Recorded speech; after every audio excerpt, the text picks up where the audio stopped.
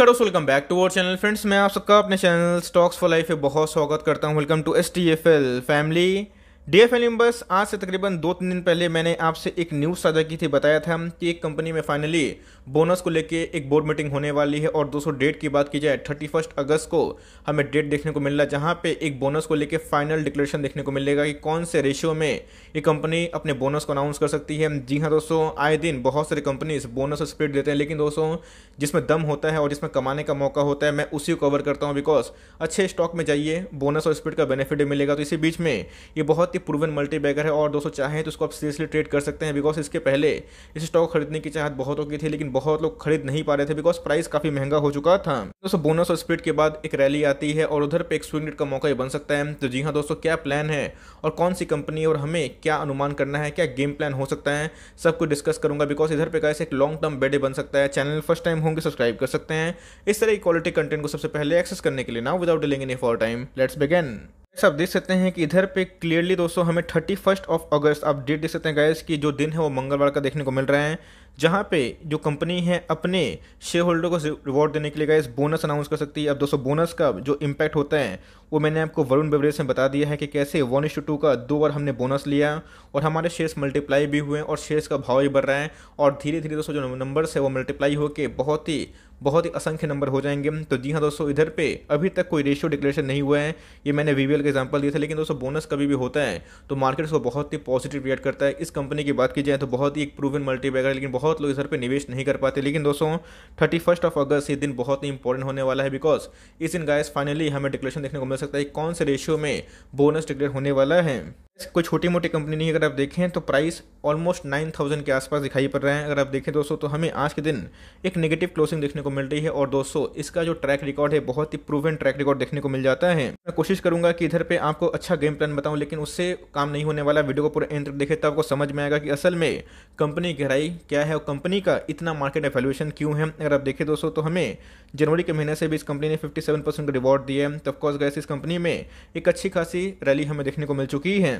ये केमिकल की बहुत ही शानदार कंपनी है। अगर आप देखें तो over the long period time 86,000% से ऊपर रिटर्न देने वाली कंपनी है। इसका मतलब इसने मैसिव पैसे बना के दिए हैं। दीपक नाइट्रेट की बात की जाए, एल्केन लिमिटेड की बात की जाए, नवीन फूड की बात की जाए, तो गाइस 2019 के बाद 18 के बाद उसने एक अच्छा चार्ट पैटर्न दिखाया था। लेकिन अगर आप देखें दोस्तों तो इसने एक प्रूवन मल्टीबैगर चार्ट दिखाया है। और 2014 के बाद अगर आप देखें तो कंटिन्यूसली दोस्तों इसने मैसिव वेल्थ जनरेट भी किए हैं। मैं बात किसके बारे में कर रहा हूँ, SRF लिमिटेड के बारे में। अब दोस्तों इधर पे SRF की बात की जाए तो बहुत लोगों को नाम इसके बारे में पता नहीं है, लेकिन जो मार्केट के पुराने जानकार हैं उनको SRF का नाम ऑफकोर्स पता है। बिकॉज SRF की बात की जाए एक प्रूवन जाइंट है और आप चार्ट देख सकते हैं। तो ऑफकोर्स गैस ये सब कंपनी इतना जो अच्छा चार्ट मेंटेन करती है, क्यों करती है, तो इनके कंसिस्टेंट अर्निंग की वजह से, कंसिस्टेंट प्रॉफिट की वजह से और गुड फंडामेंटल की वजह से। तो आने वाले कल में कंपनी बहुत रिवॉर्ड कर सकती है। लेकिन यस, स्टॉक का प्राइस काफ़ी महंगा हो चुका था, जहां पे लोग इसको अफोर्ड नहीं कर पा रहे थे। तब देखना बनता है कंपनी कौन से रेशियो में देगी। लेकिन उसने क्या बताया कि इधर पे एक गेम प्लान हो सकता है शॉर्ट टर्म के लिए भी और लॉन्ग टर्म के लिए भी।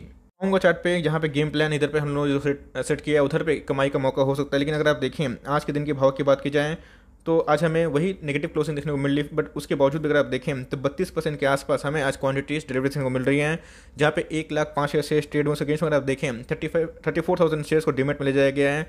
और रिसेंटली 18 अगस्त की बात की जाए तो इन्होंने अपने 9280 का हाई लगाया था। उसके बाद हमें थोड़ा सा करेक्शन देखने को मिल रहा है।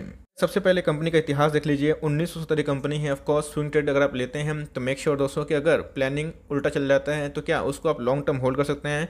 तो जी हाँ, अगर आप देखें तो कंपनी का जो ट्रैक रिकॉर्ड है 50 साल पुराना है। और कंपनी की बात की जाए तो केमिकल बेस्ड बहुत ही मल्टी बिजनेस इंगेज में काम करते देखने को मिलती है और डाइवर्सिफाइड इनके पोर्टफोलियो है।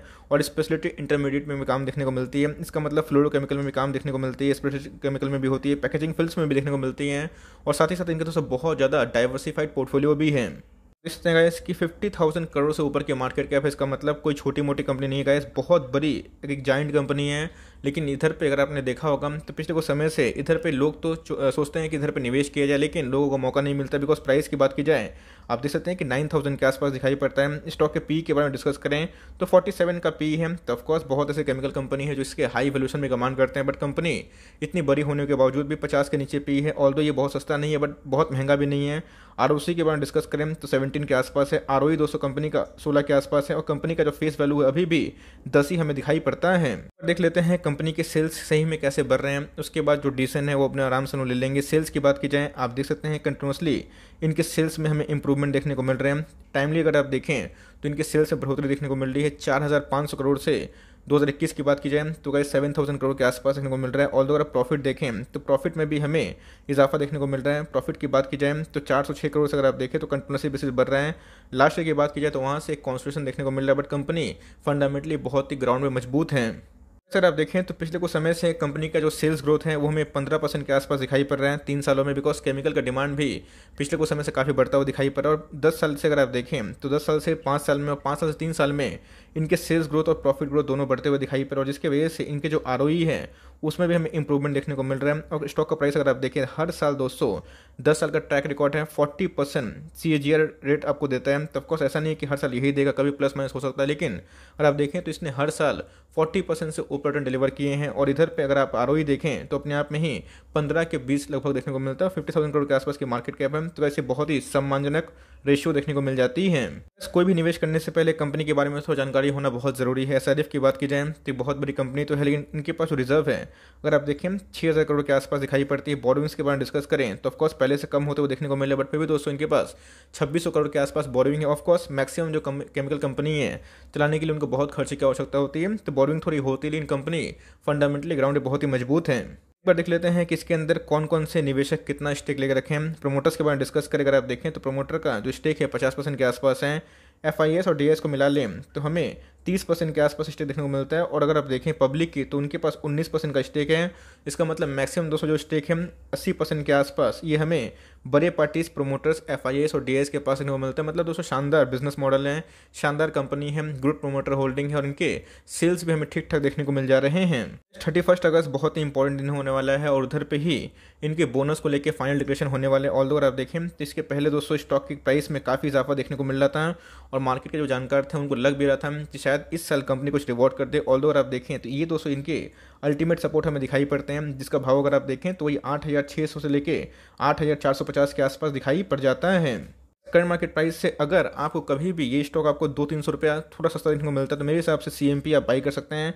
अब रही दोस्तों अगर आप स्विंग ट्रेड के लेते हैं तो मेक श्योर दोस्तों आपका जो SL होना चाहिए 8,200 के आसपास होना चाहिए। अगर आप इस SL को लेके और 300 कभी गिरता है 250 पॉइंट कभी गिरता है उस भाव पे अगर लेने के लिए सक्षम हो जाते हैं तो मेरे हिसाब से गाइस आप 10,500 का टारगेट एज्यूम कर सकते हैं जब तक इनके एक्स बोनस आते हैं। तो मेरे हिसाब से गाइस इधर पे भी कमाने का 10 से 17% का कमाने का मौका बन सकता है। वही लॉन्ग टर्म के लिए कैसे हैं, लॉन्ग टर्म के लिए अगर आप जाना चाहते हैं तो जी हाँ दोस्तों, कभी भी अगर आपको ड्रॉप मिलता है 300 पॉइंट का तो यहाँ पे आप चाहें तो एक स्टॉक खरीद के या फिर 2 स्टॉक खरीद के छोड़ सकते हैं। ऑलरेडी आपके पास बहुत सारे केमिकल की कंपनी है, आप चाहें तो उसको अवॉइड भी कर सकते हैं, मर्जी आपकी। लेकिन यस, शॉर्ट टर्म के लिए मैंने क्या बताया, अपने SL लेके काम करें 8,200 के आसपास। और कभी भी CMP से 200-250 पॉइंट गिरता है, इसके पहले भी गिरने की कोशिश की थी, वहाँ पे गाइस एक बहुत ही अच्छी एंट्री लेवल हो सकती है। जैसे ही बोनस की डेट आएगी और जैसे ही दिन सामने आएगा ये 10,500 के पास आने की कोशिश करेगा, तो मेरे हिसाब से ये बहुत ही आइडियल आपका टारगेट हो सकता है। मेरे हिसाब से कंपनी अगर सही में रेशियो ठीक से अनाउंस करती है तो आने वाले कल में इसमें एक जोरदार तेजी की उम्मीद है। तो अगर आपके पास है SRF तो भैया होल्ड एंड कंटिन्यू करें, आपके लिए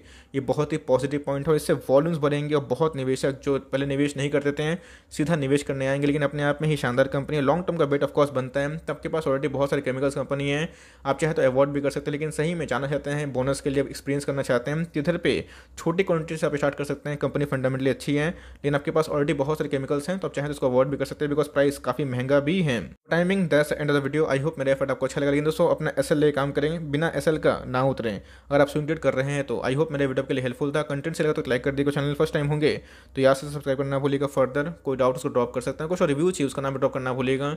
आई would love to make a video on your demand guys. मिलते हैं जल्दी ही, तब तक के लिए bye. Thanks for listening friends, God bless you all.